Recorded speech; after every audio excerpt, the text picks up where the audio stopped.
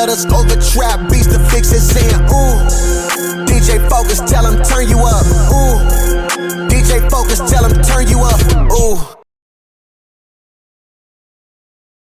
And we back. DJ Focus, Dice Gamble. You tap back into the Fixx, your source of faith-infused hip-hop, R&B, and poetry. It's time for our spiritual detox, and y'all know how we do it. We like to highlight a lot of people in our space, movers and shakers, and even people outside of our space. And I'm excited because, listen, when I tell you we have a young lady on the line who does everything, I promise you she does everything. She's like, if you talk about network connector, you talk about marketing, social media, advertisement, writing, I mean, there's nothing she doesn't do, and I'm excited to have a great conversation with her. Talk about a little bit of everything, faith, music, the industry, and everything else. The one and only Aliya Faust. How you doing, sis? I am so good. Thank you for that wonderful introduction. I'm honored.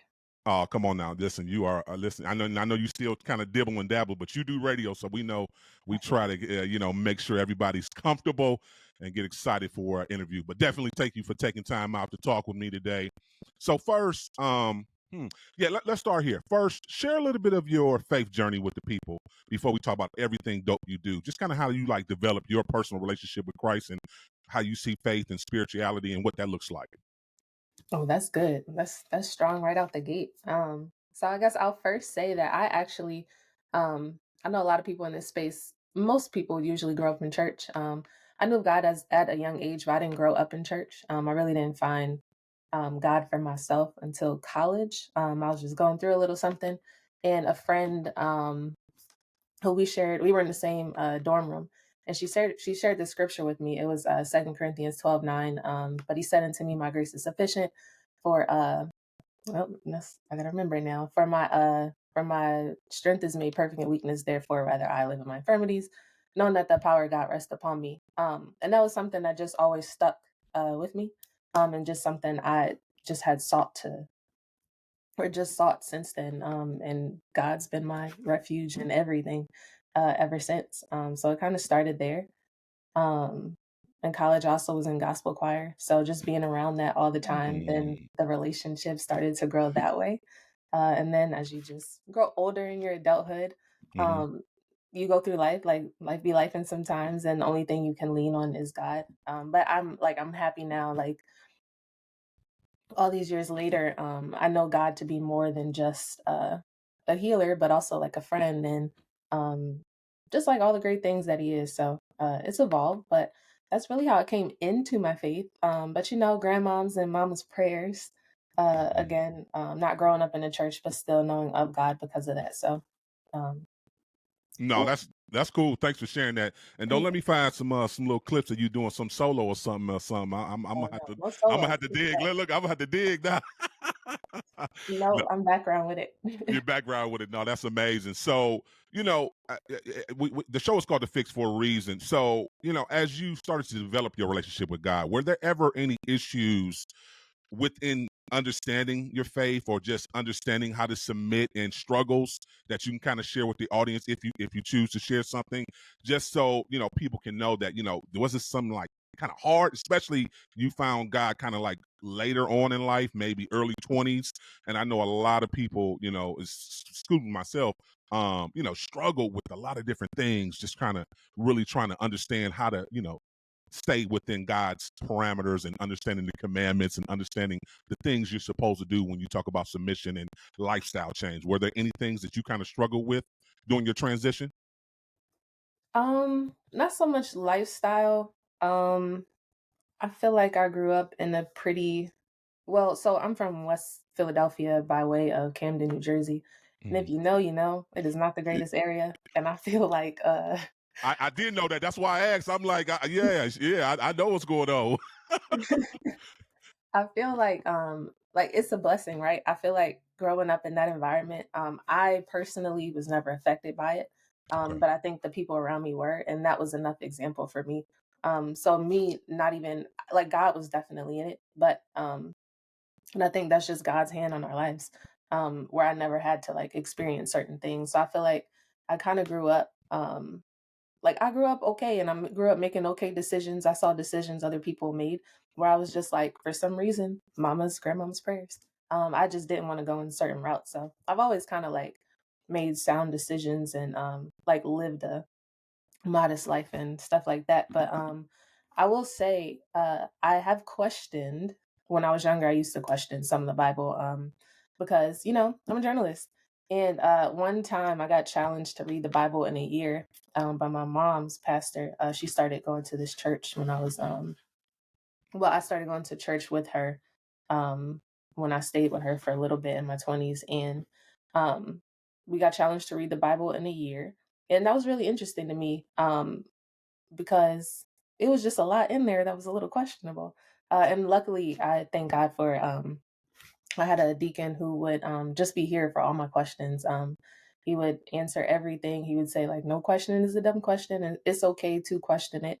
It's okay to question the people. But I would actually even question, like, if this, well, sometimes the Bible does not say stuff that we be saying it says. So that Hmm. was like one. And then two, just like if it says we're supposed to live this way or do this thing, or not be judgmental in areas, like, why do the people of God do that? So there were little things like that I questioned, but nothing that ever really shook my faith. Nothing that actually really shook my faith. Well, good for you. Shouts out to you too as well, because I feel like I was a heathen. I dibbled and dabbled in everything. So I'm glad you was able to grow up and make sound decisions and not get into anything. Especially, again, I know that I did research the area you grew up in, so I know it can be some challenges there if you choose to get into some challenges. So come on, talk about this passion for writing. When did you know, like, this passion for writing? Like, no, this is definitely what I want to do. Talk about that before we talk about the music part. When did you know about the writing part? Ever since I was a kid, I don't really know like like a age, but I just remember that that's all I ever wanted to do. While people were reading, like somebody actually just asked me the other day, what was like my favorite fairy tale to read or whatever, and Hmm. I was like, honestly, I wasn't reading that. I was reading Vibe magazine. I was reading Jet, Ebony. Like I remember my grandmom teaching me how to read on these entertainment magazines, and I think that's where the love for it kind of Okay. spawned from. And I always remember my grandpa reading the newspaper, and then every morning, like that became my thing. So just a whole lot of reading real life or real pop culture in real time. So, definitely salute to you. I know you're an author too as well. Talk about that. What was that feeling like, writing your book? Like, what was that like? Was it like surreal? Like, no, I really did this. Like, did you kind of feel like, it was something different, or did you always expect to, write books? I always expected it, but when you get older, like that's something I wanted to do since I was a kid. But when you get older and you actually do it, well, when you get older and you kind of put it to the back burner because you have other stuff going on. And that's actually a story I wrote so long ago. I maybe published the children's book, Adventures of Sam and Sarah, Mhm. I want to say 3 years ago. But that's a story I wrote probably about 10 years ago. Okay. And when my dad passed away, I was actually going through his stuff and I went through this bin and I saw the story there. Um, well, no, when he was in ICU, rather. He was in ICU a year before he passed. But I was just in his house and there was this bin and I saw the story that I'd written. So I sent it out to like publishing companies, just throwing it out there. Wasn't even thinking anybody would pick it up for real because I didn't have an agent. I didn't know anybody like that in that specific space or whatever. Um, I didn't hear anything back. But a year later, when my dad did pass, these people reached back out, or these people reached out, Christian Faith Publishing, and they were interested in it. And I was like, I wonder if that's a little sign or something. So I kind of went for it. Well, I did go forward with it. But yeah, that was a story that was sitting for probably a decade, and then it sat another year after I found it. But that's not even something I had anticipated at the time. I just thrown the fishing line, seeing where it went. I got you. Listen, definitely our condolences to you for the loss of your father. By it being Mental Health Month, how do you process and deal with grief and loss? Is that something that you keep working a lot? Do you exercise? Do you rely more on God and read? Can you just share maybe some tips on what keeps your mental well being intact? For sure. With grief specifically, I am honestly still figuring that out.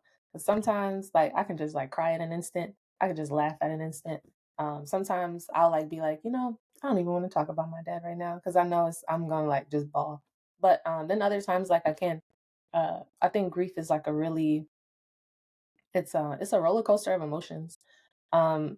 And I don't really have a way I get through it. I know initially, I did go to therapy, probably about a year after he passed, because I wasn't processing it. So I guess I'll say that like therapy helps. I'm not in therapy anymore, but therapy helped. And I think now it's just taking it as it is and just not trying to fight it is probably step one. But in general, mental health and just being well and just coping with the daily things and stresses of life, even the good things. I'm actually a certified yoga teacher. I don't teach anymore, but I still do practice. So there's that. There's hiking. I went on a hike this morning. I have a dog. I do a lot of walking. For me, it's a lot of physical activity. Um, and then a lot of quiet time. Like I'll sit in the car and I will people hate it. I will drive in silence and I'm totally okay with that. I'll even sit in the house like at the kitchen island and just like sit there and just let time pass. But I think too, I think a lot of my work revolves around talking to people and just mind always being on and always having to think and be creative. So for me, the quiet time is super important. Yes, I agree. I enjoy quiet time too as well. Listen, don't touch that dial. We got to go to a quick break. We're coming right back with more from Aliya Faust. Keep it locked. You're tuned into The Fixx. You know The Fixx is in. Only Culture Radio. We're not just background noise. We play the music that inspires you because every song has a story. Christian hip hop and R&B music and talk on Siriusxm channel 154, 24 hours a day. Holy Culture Radio is changing the game. Discussions about faith, arts, vocation, and education. We talk about the real issues that affect our communities and work together to find solutions. Join the discussion at holyculture.net and be heard. And we back, DJ folks. You tap back into The Fixx, your source of faith-infused hip-hop, R&B, and poetry. We still got Aliya on with us. So come on, let's talk about this music. When did you first know that you wanted to work in music? So no, I'll take that back. Let's start off with tell the people some of your musical inspirations who kind of inspired you growing up, and then let's talk about the music. So what was your playlist like? As early as you can remember, what was that first song or album or CD or whatever it was that you first got a hold of? Like, oh, this is a magic. Oh, that's a good one. So Brandy, um, Never Say Never, DMX, all of them. Okay. Jay-Z, um, which album was that? Reasonable Doubt, Blueprint, um, and then so funny story. Remember that joint album? I don't even remember the name, but Jadakiss and Styles P did a joint album, and I remember I was on the way to Virginia Beach with my aunt and my cousin and my brother. And my brother was so hyped. So I guess I know this music too because of my brothers. But my brother was so hyped for that album. It was the album with "We Gonna Make It" on there, and I Classic. love, love, love. Yes, classic. Love that album. But funny story. My aunt said, "Cool to get the album," but you know how they had the explicit CD versions back in the day, and then the non-explicit. So we got the explicit one by accident. And she It was. still let us rock out to it though. The It whole wasn't. It wasn't an accident. Listen, you know, y'all know what y'all was doing.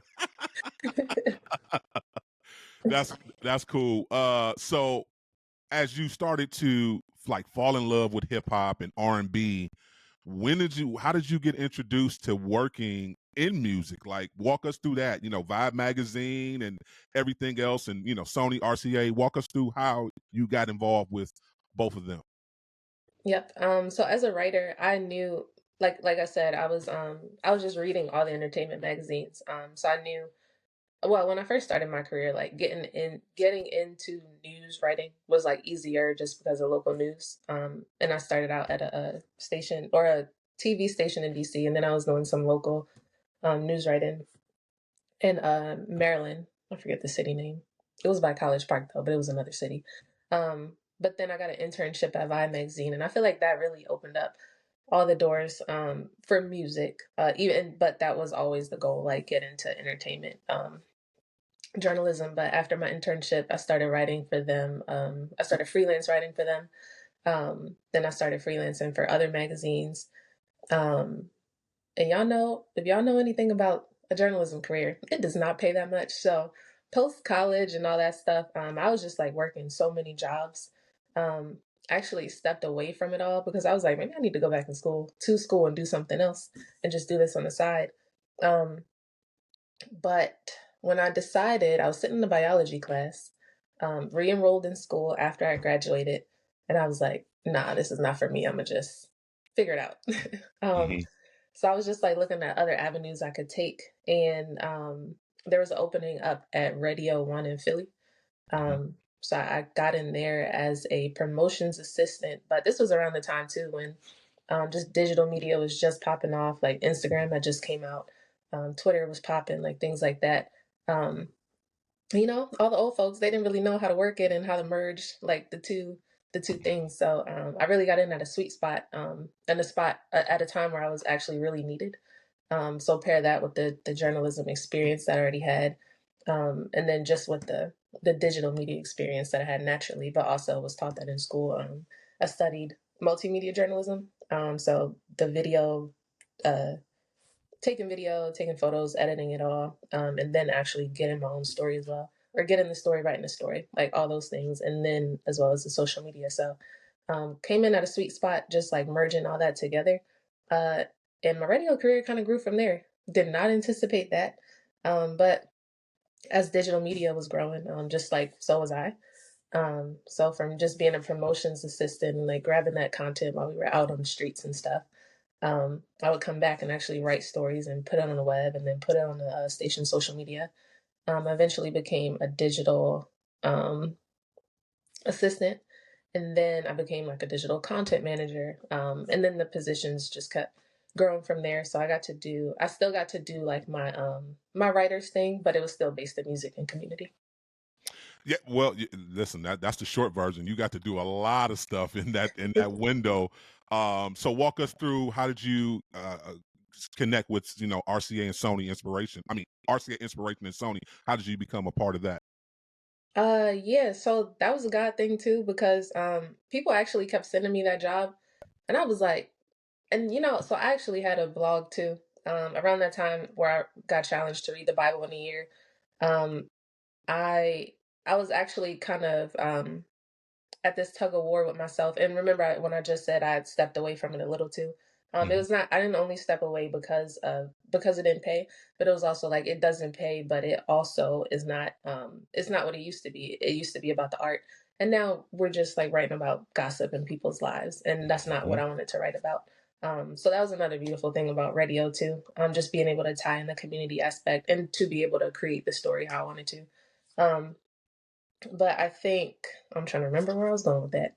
Um, what you just asked me? You got all Oh, you got all, the RCA jobs. Everybody kept sending it to you. Yes. yeah. So people kept sending me that though.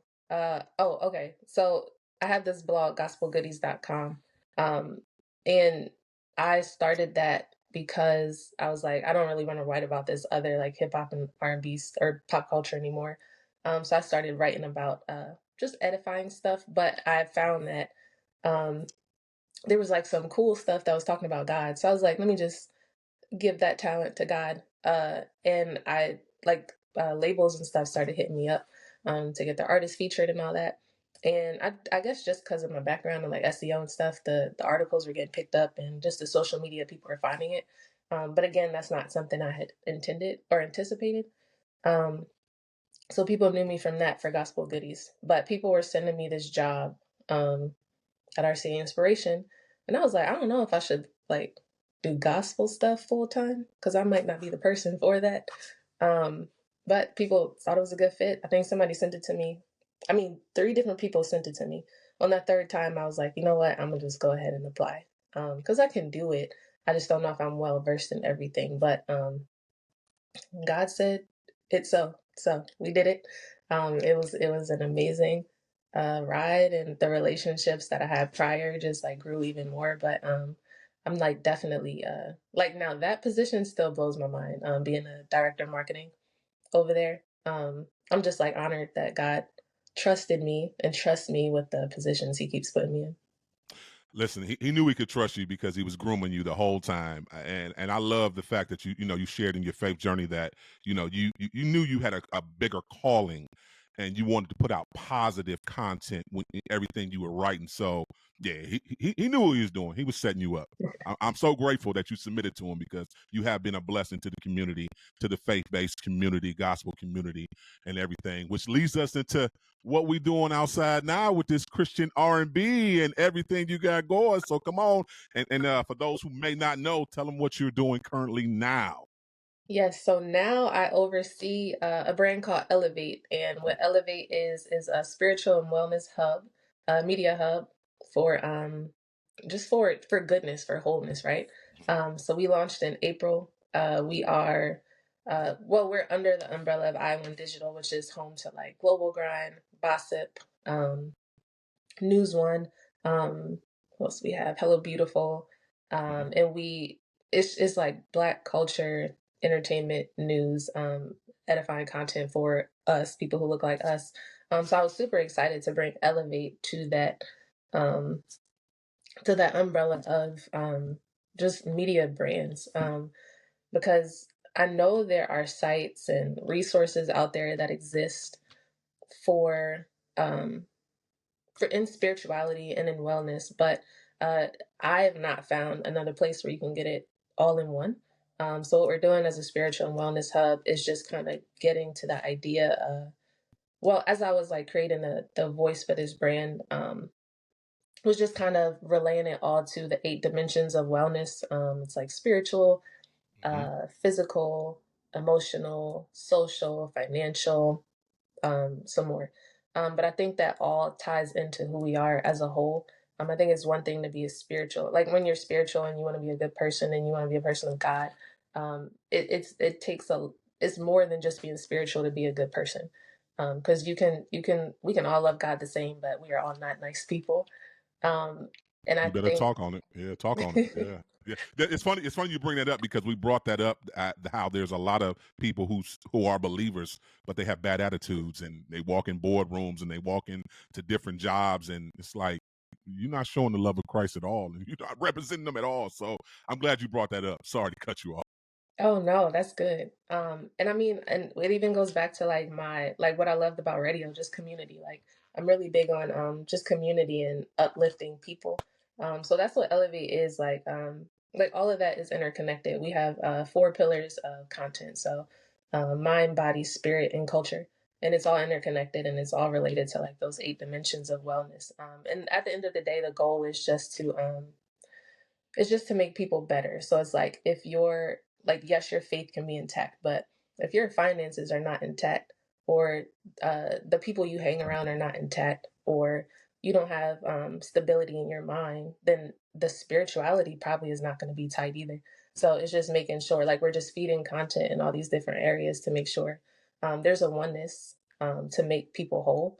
And I've been like kind of coining it as finding the power or discovering the power of God, or like honing in on that power of God, but also the power within yourself too. No, that's good. So, what do what do you think the state of Christian hip hop and Christian R&B music is now? I know it's, at least for me, I've been a DJ a while. I feel like it's come a long way, but you writing stories now. Again, we want to highlight. I know you just recently wrote a story. I believe Jordan Armstrong, Lee Vossi, Wande were all a part of this whole new Christian R&B movement. Where do you think we are? When you talk about specifically Christian R&B and Christian hip hop, the state of the culture in 2024. Yeah, I was super excited to launch the brand with them because they represent everything we're talking about. It's just being real people and being whole people. And I think the landscape of like Christian hip hop and R&B is at such a great space right now. Um, I think there's a way to meet people. I'll just say this, preface it by saying like, I think we're past the point where people aren't accepting of it anymore, but and there's like this underground thing, but it's not really underground. But there is still a sense of these artists don't get the same recognition as other artists because it's not traditional or contemporary. But the amount of people, like I've seen the numbers, the amount of people they're reaching is massive.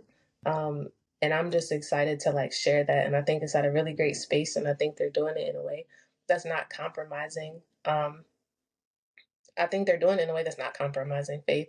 I think it's important the way they're doing it, because they are talking about relationships.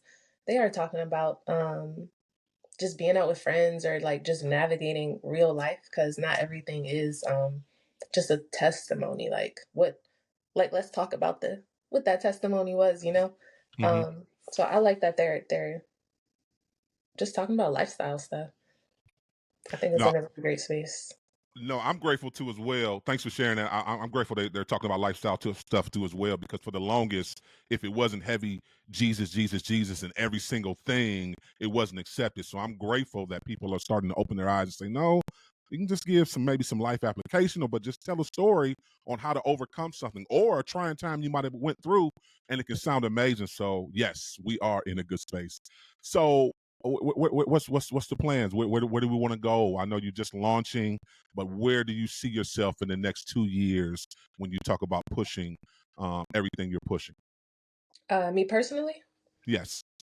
I like to just be a vessel and a dot connector. Mm. So I just want to keep introducing people um to different perspectives.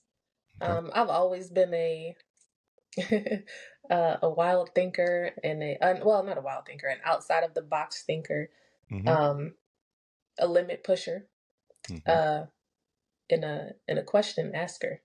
Mm-hmm. So I want to keep doing that. I want to keep pushing the limits. I want to keep again just shedding light on untraditional ways of discovery and God and His people. Mm-hmm. What's that one thing you would share with somebody aspiring to do what you do?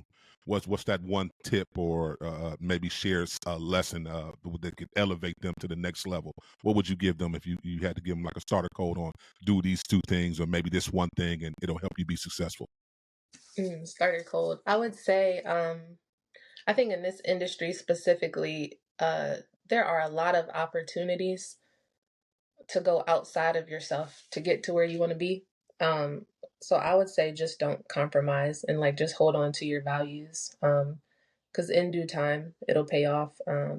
Like I said, a lot of the positions I've been in, a lot of spaces I've been in, I got in those places by just being myself, and not compromising, and a lot Say what? of going against the grain. You say no compromise. You ain't have to take no backyard deals. You ain't have to go out on dinner dates with nobody. I'm glad you brought that up, because Yeah, none that's of that. always said, you got to do things to get to the top. So thank you for sharing that. That's amazing. That's Yeah, amazing.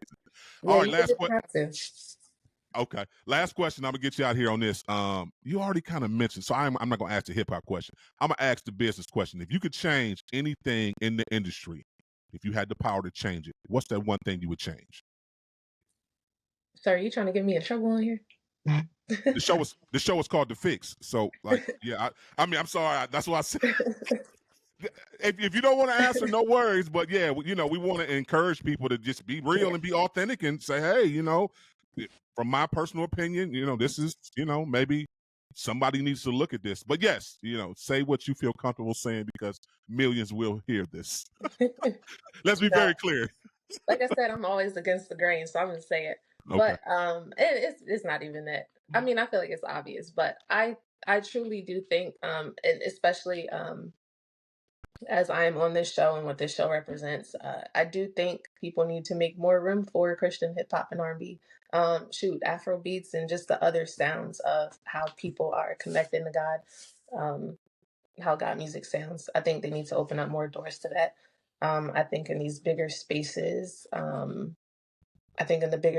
the award shows, other types of radio stations, other types of media coverage, even in the mainstream, you have, oh, all right. So, and no shade to the artists who are the mainstream artists, but I think it's kind of wild how you have a mainstream artist who will do God music, and it'll just be this big thing. But you have this group of people here who have, who they've already been doing it, but they don't get that same, just shine. But again, they have the streams, they have the followings and all that. So I think it's just, giving them their flowers while they're here too. But it's not even about them. I think there's just it's an untapped market, and I think there's a lot to say about the people they're reaching. Like first and foremost, like if you're just like Googling or searching hashtags, there's a hunger for it, and I just wish that the people higher up and even some media too would just shine a light on what does exist instead of just kind of sweeping it under the rug. Listen, I appreciate you sharing that, and I gotta ask a follow up now because you opened up some. Do you think? No, that's a great. I appreciate you sharing that. Do you think that the majors are scared to invest in the Christian artists? Because to your point, absolutely. When Chance the Rapper goes on the Grammys and does "How Great Is Our God," everybody celebrates it. Kanye West drops 2-3 albums with Sunday Service, everybody celebrates it. Justin Bieber has done stuff with Maverick City. I mean, I keep going on and on and on, but like you say, we have a whole genre, small little subgenre that's been doing it for decades. And, besides a few that we have, shouts out to Aaron Cole. Aaron Cole just recently signed with RCA Inspiration, which is huge. But do you think some of the majors, not even just the gospel majors, but just the majors in general, are scared to invest in these Christian artists? Probably so, because you get a lot of backlash. But I think, where there's budget, there's backlash. But I do think, I think if more people just took the chance, it could be good. Because, I mean, look at Corinne Hawthorne. Yeah. People thought that would be insane, but it's not. It is a really great album. Aaron Cole. Fire. If you're not really listening and you're just like in your car rocking out, like you really don't even know he's talking about God.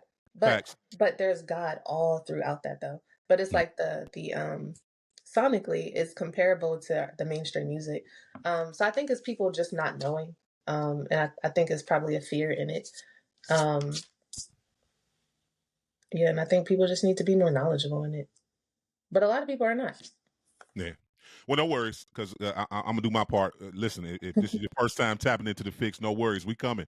And we coming strong, so y'all just keep it locked because we're going to play all of the artists that you named on a high level, and we're going to continue to push this music forward. Listen, Aliya, thank you for coming by. Can you tell the people how they can connect with you, follow you, tell them what websites they need to go to, anything that you want to shout out? You got a book you got working on too as well. It doesn't matter. Shout out everything you need to shout out right now, sis. Yes. So first and foremost, Aliya Faust. You can follow me on. What am I on? I think right now I'm only on Instagram and TikTok, but my name is Aliya Faust. You can follow Elevate at Elevate Inspo, and Elevate is spelled ELEV8 and then INSPO. You can also go to elevate.com for all this news and content that we've just been talking about. And then I do have a children's book out. It's a Christian children's book. It's called The Adventures of Sam and Sarah. I've only released one, but there is an installment of 4. COVID kind of rocked that a little bit. And then, life was life and other things started happening. But there's 3 more coming. So the first one is called Exploring. And I think that covers it. Oh, you can find that on Barnes & Noble. You probably find it in some Barnes & Nobles as well, in the store, online, and also on Amazon. Aliya Faust, ladies and gentlemen. Listen, we got to go to a quick break. We're coming right back with more. Keep it locked. You're tuned into The Fixx. You know The Fixx is in.